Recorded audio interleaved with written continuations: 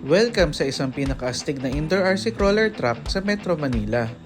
Dahil dito sa Marikina, may indoor RC crawler paradise na siguradong mapapalabas ang tunay mong driving skill.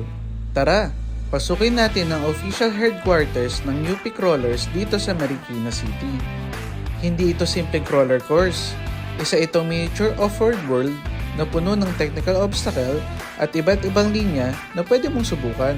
Mapapansin nyo agad ang napakalawak na trail, realistic na rock section, step climbs, wooden bridge, tunnels, at iba-ibang daan na pang off-road na susubok sa driving skill mo. Hindi lang basta maganda tignan ang track na to.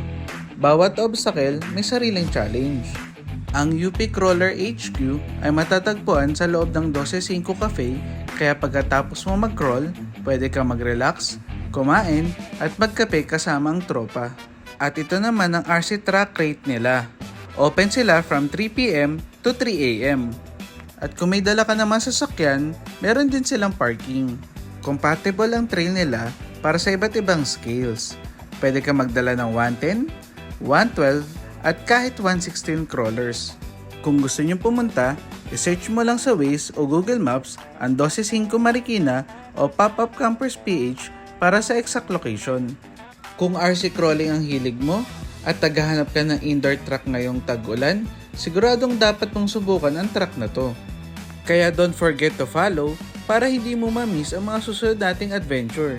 Kita kits!